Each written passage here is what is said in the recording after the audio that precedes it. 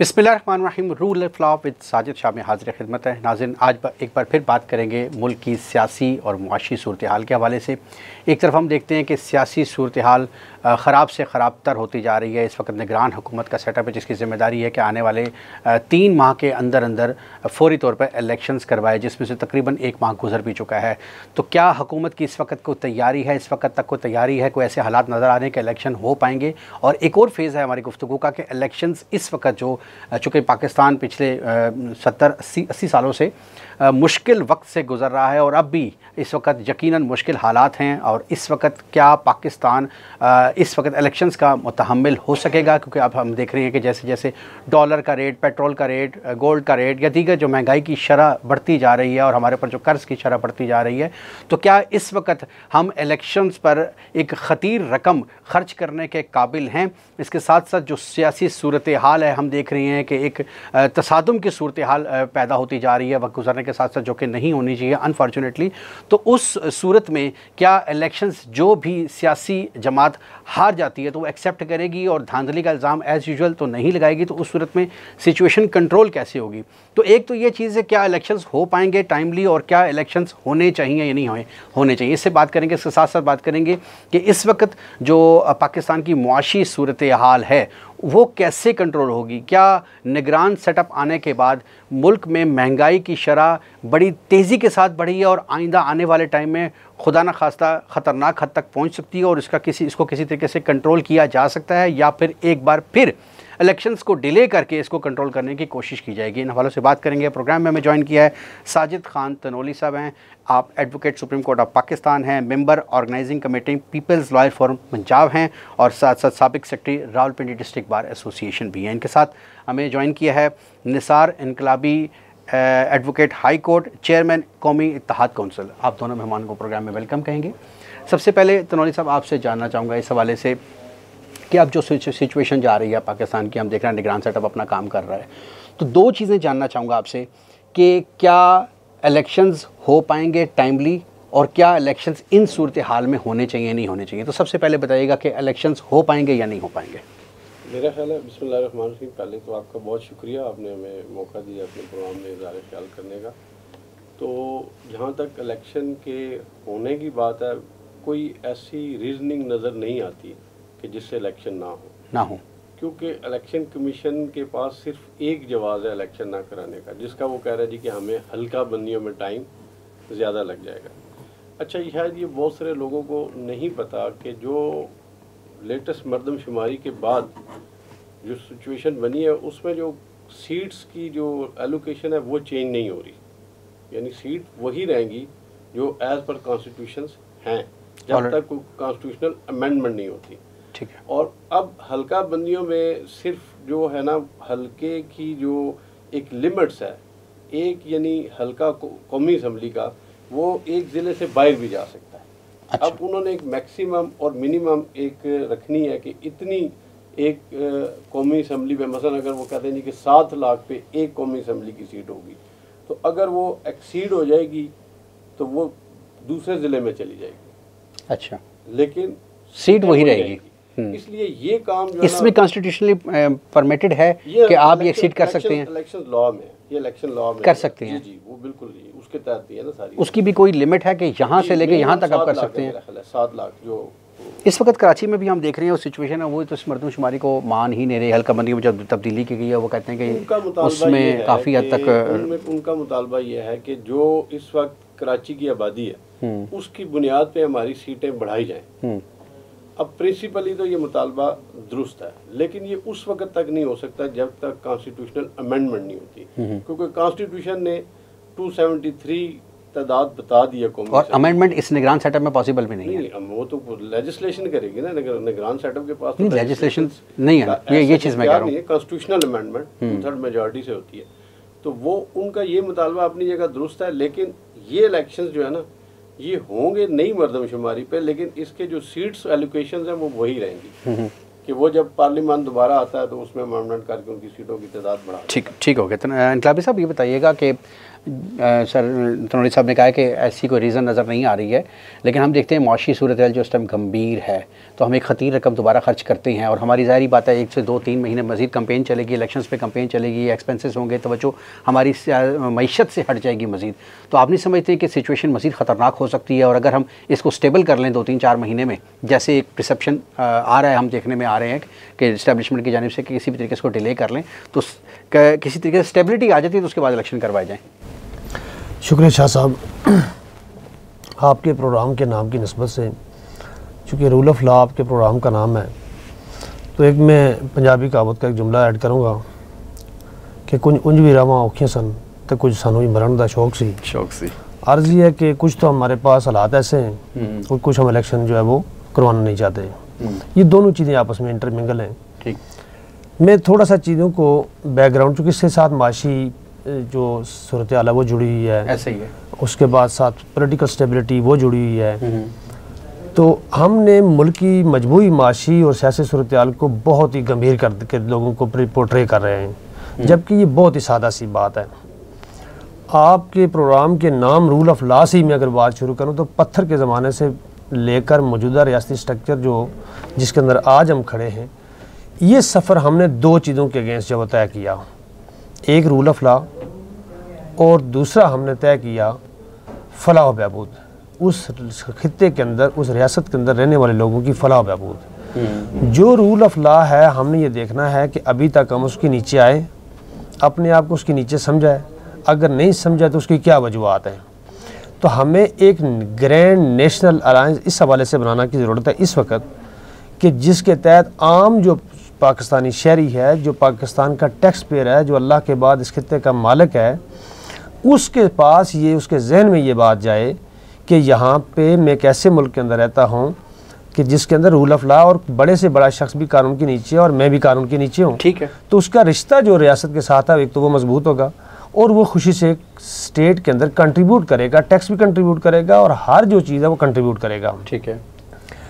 दूसरी जो चीज़ माशी सूरत हाल इसके अंदर जो उसकी ख़राबी या जो भी सूरत हाल बनी हुई है, हमने बहुत ही इंटरमिंगल करके, कॉम्प्लेक्स करके चीज़ों को पोर्ट्रे करते हैं। जैसे मैंने पहले भी कहा, हमारे पास रियासती फलाह बहबूद के लिए 2 तरह के रियासत के पास अदारे होते हैं, 2 तरह के। एक वो इंस्टीट्यूट है हमारे पास जो नॉन प्रोडक्टिव इंस्टीट्यूट है, कौमी इंस्टीट्यूट की बात करता हूँ। उनको मैं अगर दूसरा नाम दूँ तो मैं कहूँगा कि वो एडमिनिस्ट्रेटिव इंस्टीट्यूट है। और दूसरे हमारे पास है प्रोडक्टिव इंस्टीट्यूट। अब नॉन प्रोडक्टिव इंस्टीट्यूट वो इंस्टीट्यूट हैं या एडमिनिस्ट्रेटिव इंस्टीट्यूट वो हैं जिन्होंने इस 25 करोड़ के मुल्क को एडमिनिस्टर करना है। ठीक है। उन्होंने हमें कोई चीज़ कमा के नहीं देनी, इंस्टेड ऑफ दैट हमने उन पर अपने टैक्स की सूरत में या किसी भी सूरत में उन पर पैसा एक्सपेंड करना है। ठीक है। वो इंस्टीट्यूट अगर मैं उनके सरसरी नाम लूँ तो हमारी कौमी पॉलिसी बनाने के लिए एक पार्लियामेंट का अदारा है हमारे पास। हमारे पास एक्सटर्नल एग्रेशन को डिफेंड करने के लिए फ़ौज है, लॉ एंड ऑर्डर को मेंटेन करने के लिए पुलिस है, फैसले देने के लिए जुडिशरी है, इलेक्शन कराने के लिए इलेक्शन कमीशन। ये सारे वो अदारे हैं जिन्होंने हमें कमा के कुछ नहीं देना। ठीक है, एडमिनिस्ट्रेटर हैं सारे। अब इन अदारों पर हम ये इसको ज़रा प्रिसाइज कर लें कि हमारे कुल कितने, यानी रियासत के कुल अखराजात क्या होते हैं। फेडरल गवर्नमेंट की अगर मैं बात कर लूँ, एक तो इन अदारों की तनख्वाहें, दूसरा खर्चा हमारा है जो कि 18वीं तरमीम के बाद प्रोविंशियल गवर्नमेंट के पास चला गया है, सेहत और तालीम। लेकिन चलो मैं उसको ज़रा मिला के भी अगर देखूँ कि हमारे जो कुल रियासती अखराजात हैं वो क्या है, इन अदारों की तनख्वाहें, सेहत पर जो हमारे अखराजात होने हैं, तालीम पर जो हमारे अखराजात होने हैं, इंफ्रास्ट्रक्चर जो मुल्क के अंदर डिज़ाइन होना है, और नेचुरल डिज़ास्टर या हमारा जो डिफेंस है, ये हमारे कुल एक्सपेंडिचर्स हैं। ठीक है, इनको टोटल कर लें। अब दूसरी तरफ जो मामला है, इन एक्सपेंडिचर्स को मीट कहाँ से करना है। हमारे पास मेजर 2 सोर्स ऑफ इनकम हो सकते हैं रियासत के पास। एक है, उसके पास हो सकती है टैक्स कलेक्शन। टैक्स कलेक्शन का जो लॉ इस वक्त इम्प्लीमेंट है वो अंतही भूडा निज़ाम जो है वो टैक्स का राइज है इस वक्त मुल्क के अंदर, जिसका आम शहरी को समझने में जो है वो बहुत बड़े मसाइल हैं। देखिए, ये एक फितरी तकाज़ा मैं इंसान का आपके साथ शेयर करता हूँ कि इंसान फितरी तौर पर अपनी जेब से पैसे निकाल कर किसी को उस वक्त देगा जब ये समझेगा कि ये पैसा वापस मुझ पर खर्च होना है। मैं अपनी बात को प्रिसाइज करता हूँ आगे बढ़ूँ कि रियासत पैसे कमाती है, एक तो टैक्स कलेक्शन से, और दूसरी रियासत में पैसे कमाना है जो नेशनल इंस्टीट्यूट है प्रोडक्टिव, उनकी कमाई से, जिसमें उन्होंने पब्लिक को सर्विस देनी है और उसके बाद पैसे कमाना है। ठीक। अब उसके अंदर आपके पास रेलवे था, उसके अंदर आपके पास PIA था, उसके अंदर आपके पास पोस्ट ऑफिस था, ये सो मेरी BTCL था। उन अदारों की सत्यानाश करके रख दी रियासत है। टैक्स का निज़ाम भी सही नहीं बनाया कि शहरियों को ये नहीं पता कि वो किस बात में बिल्कुल दुरुस्त कह रहे हैं। लेकिन अब जो सिचुएशन हो चुकी है, ये तो चीज़ें हो चुकी, बिल्कुल आपने अच्छी चीज़ों की निशानदेही की, ये चीज़ें हो चुकी। अब इस वक्त देखना ये है कि हमारे पास जो स्टेक होल्डर्स मौजूद हैं, इस टाइम जो मुआशी सूरत हाल है, इस वक्त हम इस पोजीशन में हैं कि हम एक दफ़ा फिर IMF से कर्जा लेकर इलेक्शंस करवाएं, ये हमें करना चाहिए। मैंने इसलिए ये बैकग्राउंड में सारी बातें की। बिल्कुल देखिए, ये मुमकिन नहीं है। किसी घर का निज़ाम, किसी माशरे का निज़ाम, किसी रियासत का निज़ाम हमेशा आप कर्ज लेकर चलाएं।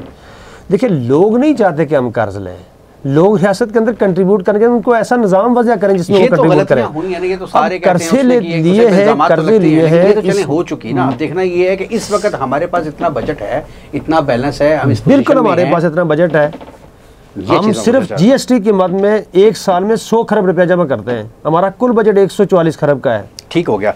मैं वापस अभी आपकी तरफ आता हूँ। आप ये कहते हैं बिल्कुल हमारे पास बजट, हम कर सकते हैं, जो कि आपका पीपल्स लॉयर फोरम से ताल्लुक़ है। इस वाले से पूछना चाहूँगा, जो कि ज़ाहिर है PDM है, उन सारों की एक अपनी पॉलिसी है, प्लानिंग है, एक आइडिया है।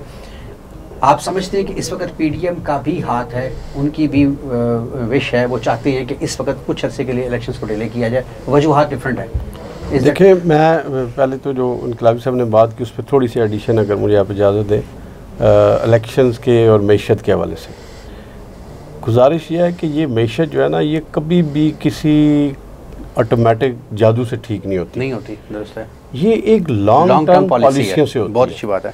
अब देखना ये है कि जो लोग ये क्लेम कर रहे हैं कि हम इसको इन महीनों में ठीक कर देंगे, क्या उनका ये मैंडेट है कॉन्स्टिट्यूशनली?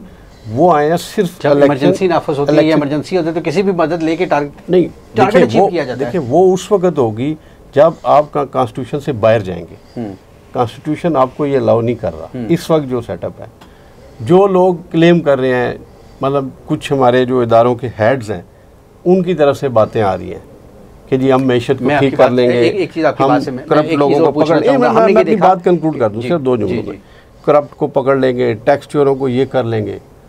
पाकिस्तान की 75 साल तारीख जो है ना, अगर मैं आपको बयान करूं 2 जुमलों में, वो इस मुल्क में एक अनहोली अलायंस है रूलिंग एलीट का।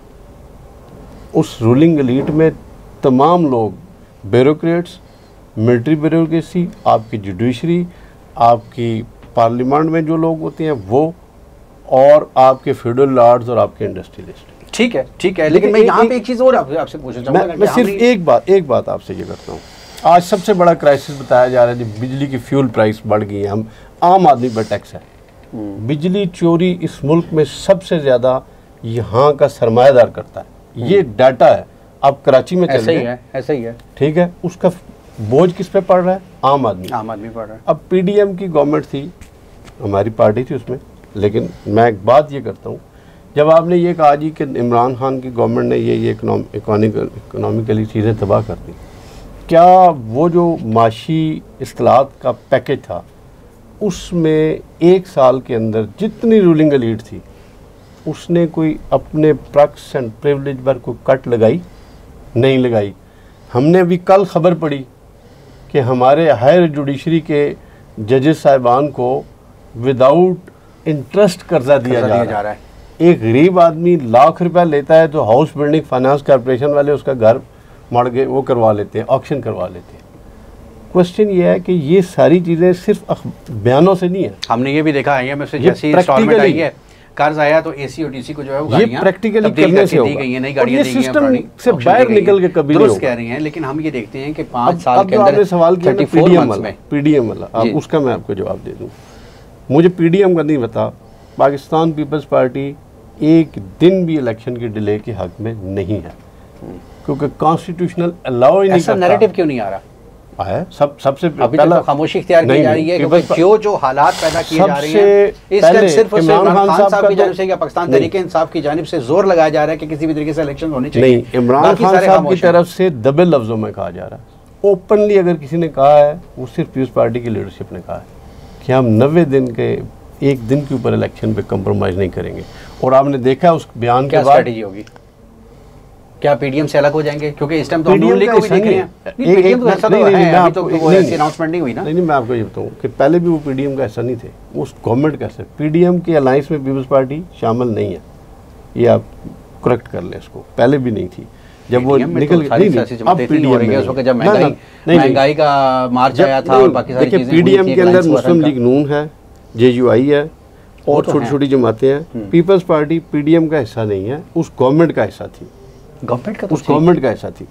अब पीपल्स पार्टी का डे वन से इस मुल्क में अगर किसी ने कॉन्स्टिट्यूशन को प्रोटेक्ट किया, कॉन्स्टिट्यूशन के लिए किसी ने सेक्रीफाइस किया और कॉन्स्टिट्यूशन दिया है, वो सिर्फ पाकिस्तान पीपल्स पार्टी की लीडर शहीद जुल्फ़िकार अली भुट्टो और मोहतरम जनाब आसिफ अली जरदारी साहब ने 18वीं तरमीम की शक्ल में दिया। पीपल्स पार्टी के लिए इक़्तिदार मसला नहीं है, बेसिक प्रिंसिपल है, उस पर कंप्रोमाइज़ नहीं होगा। पीपल्स पार्टी के बारे में परसेप्शन है कि डिलीवर नहीं कर सकी है, जिसकी वजह से पीटीआई और बाकी दीगर जमातें ज़ाहिर जगह बनाती हैं और देखिए मैं ये कहता हूँ परसेप्शन कौन बनाता है। अब बुनियादी सवाल ये है कि परसेप्शन इस मुल्क में कौन बनाता है। नहीं, हम ये देखते हैं कि अब मैं आपकी ही बात कर रहा हूँ, हम ये देखते हैं कि पाकिस्तान पीपल्स पार्टी ने इलेक्शंस विन भी किए हैं और लूज भी किए हैं। तो फिर अगर ऐसी बात है कि अगर आप कहते हैं कि जी ये फेयर इलेक्शंस नहीं होती हैं, तो फिर विन क्यों किए? फिर क्या वो फेयर इलेक्शंस थे? और जब लूज किए तो फेयर इलेक्शंस नहीं थे। कोई भी इलेक्शन जो होता है ना, वो ना 100% फेयर होते हैं ना 100% मैनिपुलेटिव होते हैं। यहाँ पे स्टैब्लिशमेंट का एक तरीका कार है। नहीं तो फिर वो सिलेक्टेड गंदे पानी में फिर पीपल्स पार्टी ने भी हाथ धोए हुए हैं। नहीं कैसे? जब सिलेक्टेड हुई आप बात कर रहे हैं। नहीं, मैं तो ये कहता हूँ कि अगर आप फेयर इलेक्शन जब भी कराएंगे, मेरा ये दावा है इस मुल्क में पीपल्स पार्टी जीतेगी। ठीक हो गया, बिल्कुल ठीक हो गया। जो पाकिस्तान डेमोक्रेटिक मूवमेंट है उसका हिस्सा कभी भी पीपल्स पार्टी नहीं रही है।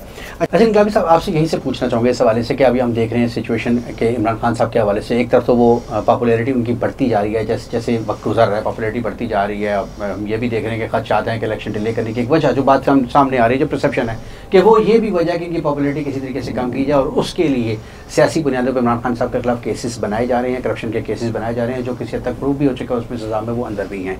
तो अब देखना ये कि क्या आप समझते हैं कि वाकई ऐसी बात है कि इस वक्त इमरान खान साहब को बिल्कुल इनकी पार्टी को एक दीवार से लगाया जा रहा है और सोची समझी स्कीम के तहत इनको साइड पे किया जा रहा है?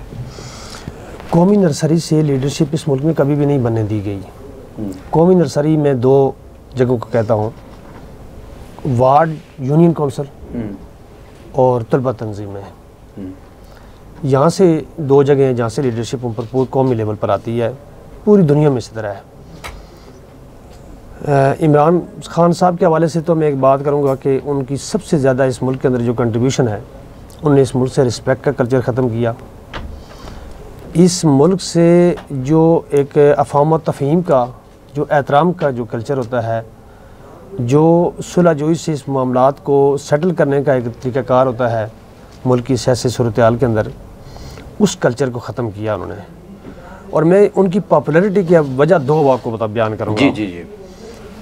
एक वजह उनकी पॉपुलैरिटी की ये है कि मार देंगे, गिरा देंगे, ये हमारी जो जिस खित्ते के अंदर हम रहते हैं, यहाँ हम जज्बाती लोग हैं, जज्बाती कौम है। पॉपुलर स्लोगन के पीछे हम फ़ौरन भागते हैं, इंस्टेड ऑफ दैट कि हम एक कंस्ट्रक्टिव सोच को और अपनी थाट को जो है वो आगे लेकर आएँ और सोचें और समझें बात को किसी को कि कौमी लेवल पर हमें इस वक्त किस चीज़ की ज़रूरत है और क्या हमें करना चाहिए। ठीक है। तो वो चूँकि पॉपुलर स्लोगन देते हैं कौम को, चाहे उसके अंदर कोई हाल मौजूद हो या हाल मौजूद ना हो, एक तो उनकी पॉपुलैरिटी बात वो करनी जो दिल को लगे, चाहे बात वो करनी जो दिल को लगे, वो उनकी बातें लोगों के दिल के अंदर जाती हैं। ये एक उनकी पॉपुलैरिटी की वजह है। और दूसरी उनकी पॉपुलैरिटी की वजह उनकी गवर्नमेंट जाने के बाद जो सूरत हाल भी बनी, उसकी वजह से उनकी पॉपुलैरिटी बनी कि आम आदमी ये समझता है कि वो मजलूम है, हालांकि वो मजलूम नहीं है। उन्होंने इस मुल्क के अंदर रहते, उनके साथ उनकी टीम ने, उन्होंने इन सब ने करप्शन की है बहुत सारी इस मुल्क के अंदर, जो साबित हो चुकी है, और उनकी गवर्नमेंट कितना डिलीवर कर सकी, ये सबके सामने है। ठीक है, मुल्क को तबाही के दाने पर लेकर खड़ा कर दिया। लेकिन आवाम का कहना है कि शऊर दिया है उन्होंने, अब लोगों को पता चला है कि हमारे साथ आज तक 70 साल में क्या होता रहा है और अब हमें क्या करना है। ऐसा शऊर नहीं दिया। मैंने पहले भी एक दफ़ा आपके प्रोग्राम में एक दफ़ा बात हुई थी कि ये उनकी एक लेवल पर एक स्टेज था कि जब उनकी इस मुल्क के अंदर कंट्रीब्यूशन थी कि उन्होंने इस मुल्क की जो पढ़े लिखे लोग थे, जो यंग लॉयर थे, जो डॉक्टर्स थे, जो प्रोफेसर थे, जो इंजीनियर थे, जो मास्टर डिग्री होल्डर थे, जो ये समझते थे कि इस मुल्क का सियासी कल्चर ही सही नहीं है और वो इससे डिसएसोसिएट हो गए थे, उनको नेक होप के तहत वापस इंगेज किया कौमी पॉलिटिक्स के अंदर। उनके साथ उन्होंने धोखा किया, फ्रॉड किया, तब्दीली के नाम पर। उनके पास कोई टीम वर्क नहीं था, कोई होमवर्क नहीं था उनके पास कि मैंने अपनी मैशत को कैसे ठीक करना है। जैसे मैंने अभी आपके साथ थोड़ी देर पहले बात की कि आप टैक्स के रिफॉर्म में आज बैठे हमारे साथ, मैं आपको बताऊंगा, मैं आपको प्रपोजल बना के दूंगा कि इस मुल्क का जो टैक्स का सिस्टम है उसको कैसे ठीक किया जा सकता है। मैं आपको प्रपोजल बना के दूंगा कि इस मुल्क की मैशत को फ्रेम कैसे किया जा सकता है।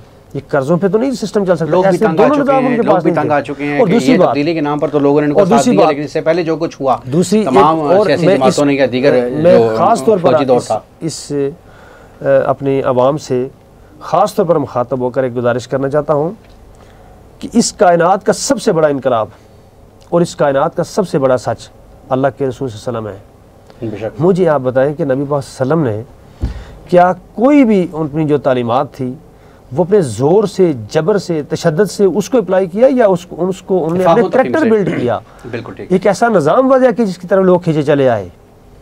No doubt. तो आपको एक ऐसा निज़ाम वजह करना होता है। और अभी भी मैं आपके प्रोग्राम के तवसत से तमाम कौमी इदारों से गुजारिश करूँगा कि आप अपने नैरेटिव को ठीक करें। ठीक है, ये जो कौम जिस तरह बिखर पड़ी है इस तरफ। बिल्कुल, बहुत अच्छा मैसेज आपने दिया। आखिरी चीज़ बताइएगा इस हवाले से, इमरान खान साहब के हवाले से, कि अगर अभी विद इन टाइम इलेक्शंस होते हैं तो जो एक इम्प्रेशन दिया जा रहा है कि पीटीआई ने जीतना है और इसी वजह से डिले किया जा रहा है, तो ऐसा वाकई है? पॉपुलैरिटी सोशल मीडिया पे और जो ग्राउंड पे होती है उसमें फ़र्क होता है, और पॉपुलैरिटी को वोट बैंक में कन्वर्ट करना एक अलग साइंस है।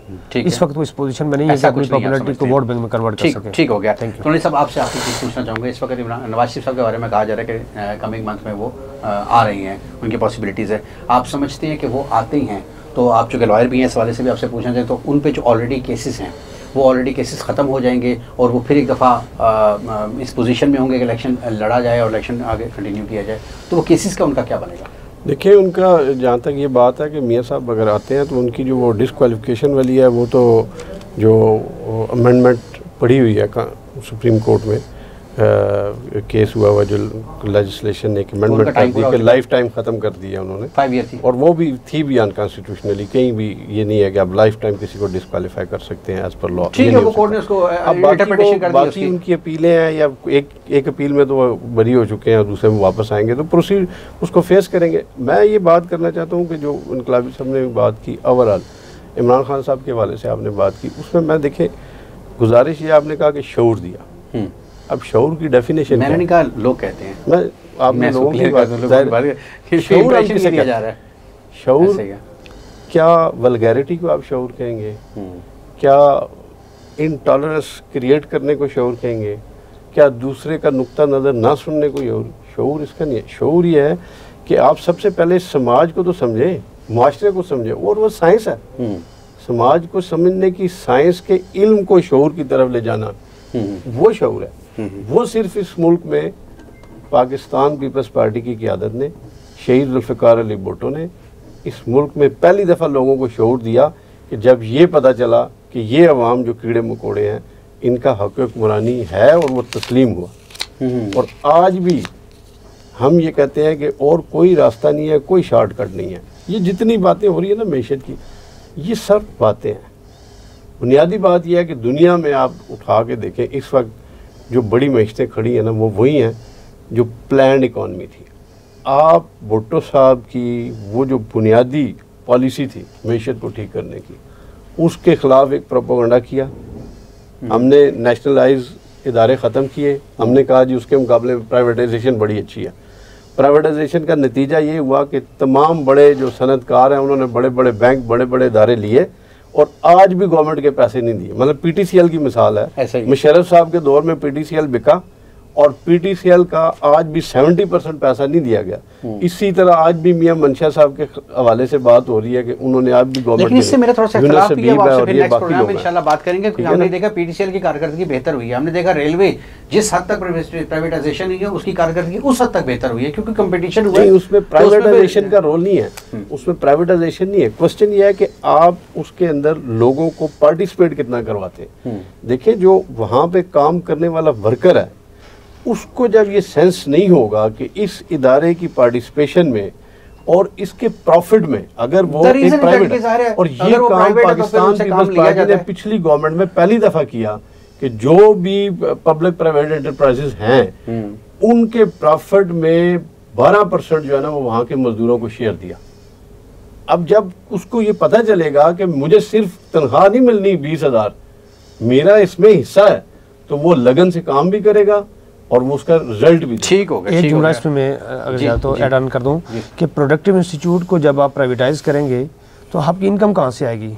तो फिर आपको टैक्स जो अभी मौजूदा बिजली की सूरत बनी है, तो फिर आपको उसके अंदर डिफरेंट बेगम किस्म के टैक्स डालने पड़ेंगे अपनी इनकम को एनहांस करने के लिए। नेशनलाइज कोई इदारा होता है उसको गवर्न अच्छे तरीके से किया जाना चाहिए, अच्छा करवाना चाहिए, एलिजिबल प्राइवेटाइज करने तो फिर ठीक है। अगर गवर्नेंस आपसे नहीं होती तो फिर उसको प्राइवेटाइज ही किया जाने का नहीं। उसमें एक आखिरी बात करता हूँ, जितनी बड़ी कॉर्पोरेशन हैं जो प्राइवेट हुई हैं, जैसे PIA जो है, PIA कहते हैं जी बड़े खसारे में।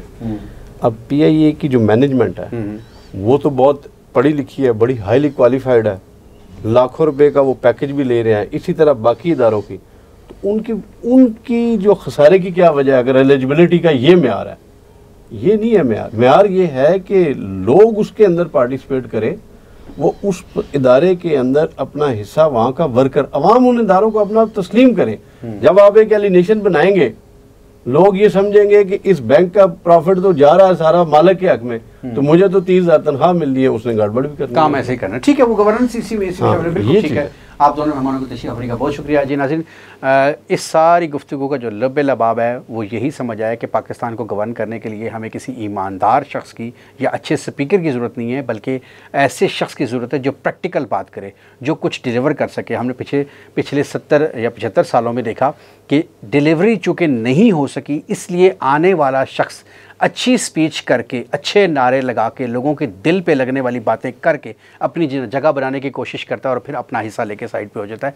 जो सबसे बड़ी रीज़न है पाकिस्तान के जो हालात है यहाँ तक पहुँचने के लिए। तो हमें इसको इस हवाले से देखना होगा कि ज़िम्मेदारान को अपना हिस्सा डालना चाहिए। और मैं ये समझता हूँ, सोल्यूशन के हवाले से बात की जाए, मैं ये समझता हूँ कि कुछ अरसे के लिए, बेशक ये 5 या 10 साल के लिए वैसे ऐसे प्रैक्टिकली पॉसिबल तो नहीं है, लेकिन अलायंस बना लें कि जिस तरीके से हमने देखा कि PDM इकट्ठी हुए एक टारगेट पर उन्होंने काम किया, तो तमाम सियासतदान के दीगर स्टेक होल्डर्स कुछ अरसे के लिए अलायंस बना लें कि हमने इतने अरसे के लिए प्रोडक्टिव और पॉजिटिव काम करना है। तो मेरा ख्याल है कुछ अरसे के लिए भी अगर टारगेट बना के कर लें तो मेरा ख्याल है चीज़ें बेहतर से बेहतरीन की तरफ जा सकती हैं। इसी पैगाम के साथ आज के प्रोग्राम का ख़त्म हुआ। अगले प्रोग्राम के लिए इजाज़त दीजिए, फिर मिलेंगे। अल्लाह हाफ़िज़।